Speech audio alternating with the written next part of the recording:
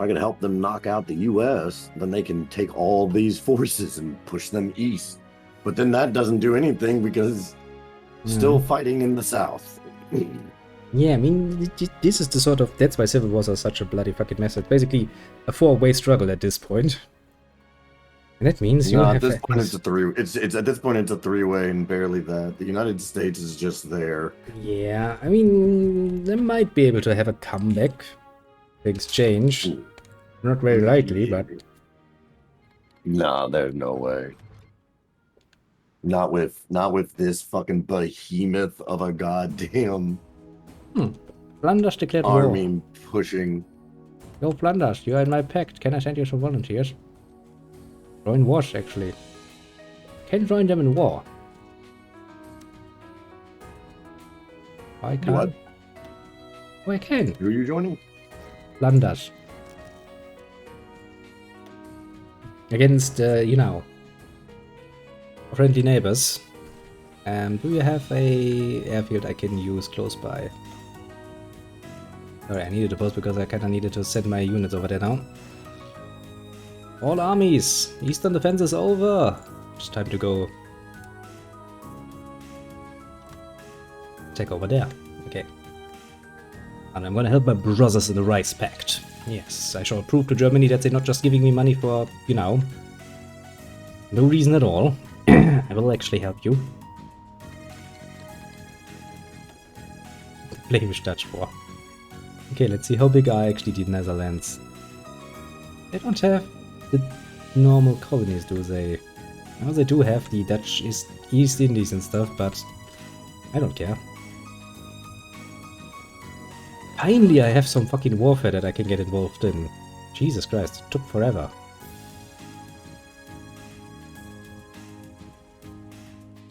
We are at war. You don't say. You're right there.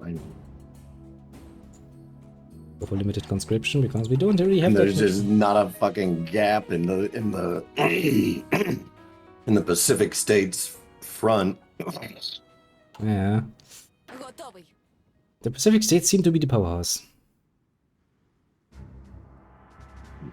Should all include some strategy. The reason you talking about, like, that's all stuff that he said in, like, I guess the 60s or 70s. And I don't know, none of, as far as I'm aware, none of Biden's racist bullshit is was ever a part of it. Was like anything that was a part of the Southern strategy, or that he never took any of it from the Southern strategy. He's just fucking dumb, if we're being honest. And I don't mean like he's not like the dumbest, I guess. I'm trying to figure out how to best put this, because throughout his entire political career, he has said dumb, awful shit, and then like a decade later, when someone calls him out on it, he flat out admits that he was wrong, and then usually we'll talk like, and you'll usually see at least some effort of pushing forward policies to that backs that apology, if that makes sense. But he's a politician, he just said it for votes anyways. Yes and no, probably not, honestly. Especially in the 60s and 70s, there wasn't all of it. There wasn't as much of that as you might think. There was definitely that blowing smoke up people's ass for votes in their own ways. But not about things like integration or desegregation. If somebody was saying anything in that time to get the vote, then the more likely truth is that somebody would be spouting pro-integration rhetoric just to get votes. And that's honestly the more likely, and that's you saw that a lot with Dixiecrats. People do love spouting every random nonsense when votes going to be counted soonish. Strange how that works, I'd say. Very strange how that works. But Nice. so I when I say he's an idiot, what I really honestly mean is that he's an idiot in that reactionary way. You know, if that makes sense. Like he's a reactionary idiot. Yeah, he immediately buys whatever the fuck he's been fed, forms his opinion and shit off of that, only to then afterwards actually, you know, learn. Which is pretty box standard as far as politicians are concerned sometimes. It's kind of sad, but also true. It is, but yeah, all the dumb bad shit that I'll lay at his fucking feet. I don't think the Southern strategy is one of them. They are really getting fucking pushed back in the East or in the West, and there's nothing I can do about it. I just realized attacking Flanders from just one direction is a pain in the ass. Because I can't go just from Germany, you know? That would be helpful. You know, I have to go through fucking Flanders up to the Netherlands. This is a pain in the ass. Reasonable pain in the ass I can deal with. On the plus side, the northeast of America is really... all it needs is just one person like me to come through and walk through all this empty, like, unguarded territory, which I'm sending men to do now. Come on, my little troopers. Let us win this war as a nice little note. Oriented. Push back those bloody fucking duchies.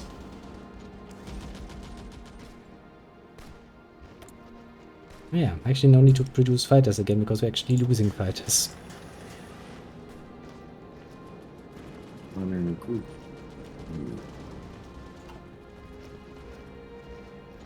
Very good. Front line is moving in a good direction. The Netherlands, Germany thought to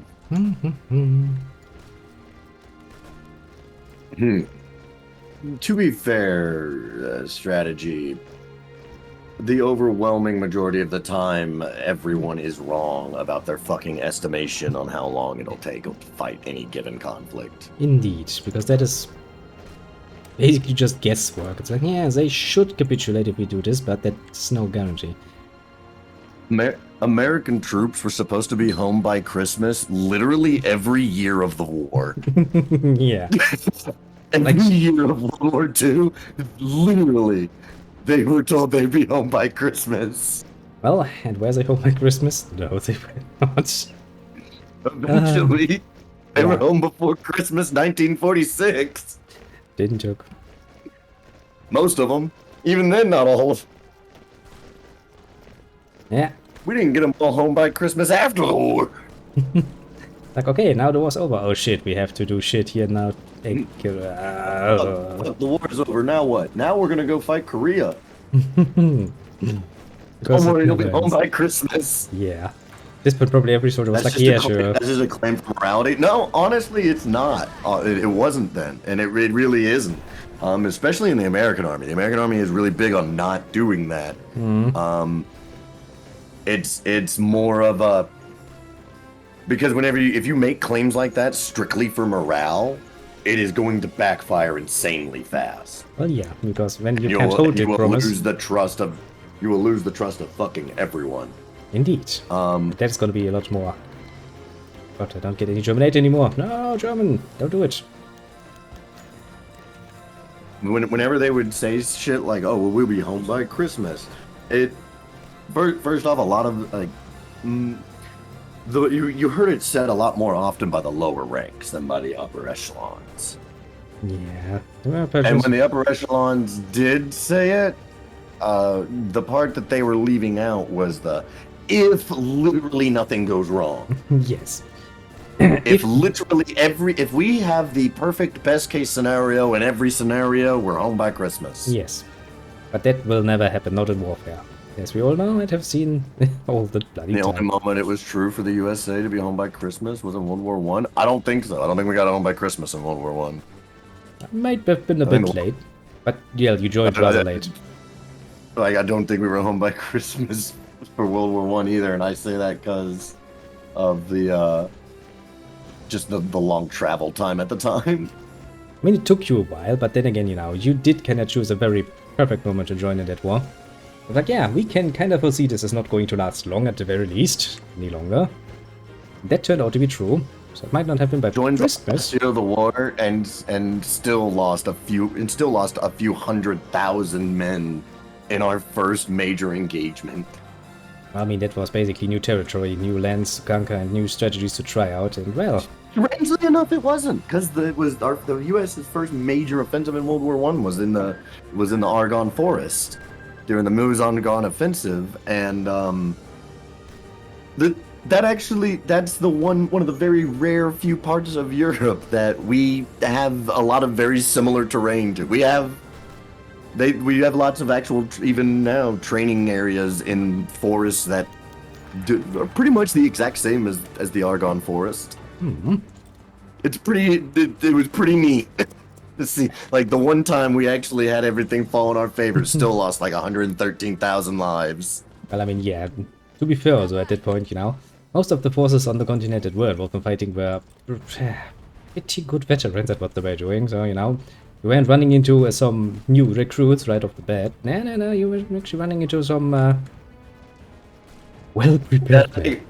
And I just think, and honestly, I think a big part of those casualties was on the general American service members' frame of reference, I suppose. You know, coming in all gung ho, thinking that they're going to be taking on a battered and already beaten enemy.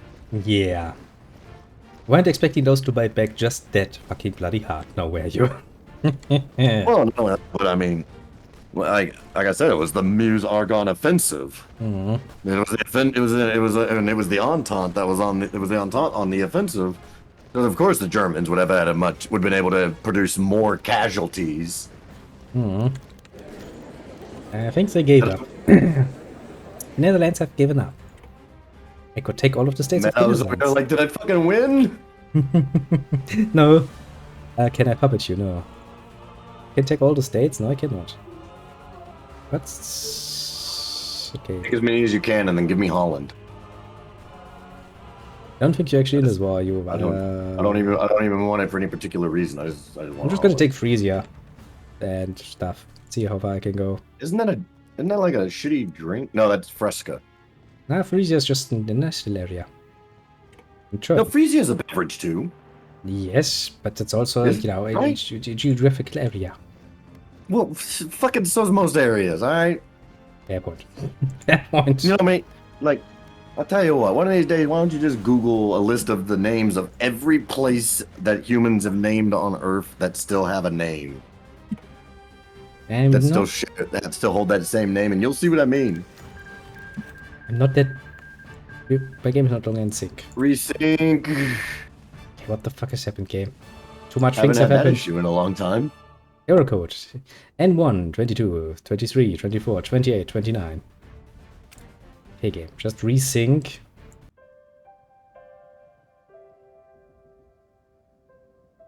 Okay game. I just won the fucking war. I just want to enjoy my fucking win and then be like, okay, it's time to go to bed. Well, if the Americans can't win their war fast enough, that is. Which I don't think... Speaking of World War One, I got kind of a fucking SETI spaghetti today. So I'm scrolling through the TikTok, right? Uh-huh. And my TikTok is an interesting mashup. Actually, my TikTok is a lot like my Twitter in that it's like a shitload of political or historical stuff, a little bit of shit posting, video game stuff. And for TikTok, there's a couple of thirst traps on there. I just have porn on my Twitter. Because I can. I mean, and sometimes it's nice to be doom. Sometimes it's nice to be doom scrolling through social media and then suddenly there's just a pair of nice titties to cheer you up. That is very much motivating, to be fair. And then it's back to doom scrolling. It's like, okay, doom, gloom, doom, gloom, doom, gloom. Oh, titties. Nice. And then we got doom, gloom, doom, gloom, doom, gloom. Exactly. It breaks up the monotony. Yeah, boy. Anyway, so there's one creator who I was just scrolling through the For You page and come across this dude, and he's I got a video talking about a very famous New York unit from World War One called the Harlem Hellfighters. And for the most part, he had gotten everything correct. He was specifically talking about the most decorated American soldier who was a member of the Harlem Hellfighters. Except he called them the Manhattan Hellfighters. I immediately went in the comments and was like, my good man, I do believe that that is not their name. And he's, my bad. And one of his videos, like and in this little thing, he's talking about how, how the Harlem Hellfighters were sent over to France because they weren't allowed to fight alongside white American troops. So I dug into his ass again because I'm like, oh no, you're right. That's why they were sent to France. Might I recommend looking into how the French treated black soldiers? And you'll find that this hero's accomplishments are infinitesimally greater. Actually, a bit of a funny story, but as far as foreign soldiers in your own army goes, or considered foreign soldiers, the Germans actually treated their very well, actually. Our Eastern European brothers. Germans? Yeah, we had actually troops, whole units, divisions. World War II, mind you, the Nazis, actually had help troops from, our conquered territories. So Polish divisions and stuff. They were treated pretty damn well, actually. Because, they're fighting force and they work. That's all we ever needed of them. They proved to be, close enough to Germans on the battlefield. And that's always kind of, and maybe I'm just more evil than some of the most evil human beings in history. But what's always kind of baffled me was like, if I had been Hitler, all right, and I took the same course through, and I took the same path that he did, I would have mobilized every human being of every country I'd conquered on the way. I mean, we did somewhat try that. Yes, and I mean all of them. Yeah, I mean, we got some units. We basically, we took over their military capacities too, and, well, since they still had fighting forces, it would be a waste to not use them, so we did kind of mobilize a few of them. Not much. It would have been a full-blown 100% conscription. Children taken for indoctrination. Yep, just send them over to Germany, send them to school, make sure they understand how great the Nazis are, and send them back home to spread it. Yeah, like all those German mothers who have sons fighting in the war, well, here's a replacement for you. They would have probably preferred that to, getting a nice letter like, yeah, just to inform you, your son is dead. As are his three brothers. And then this new Polish baby.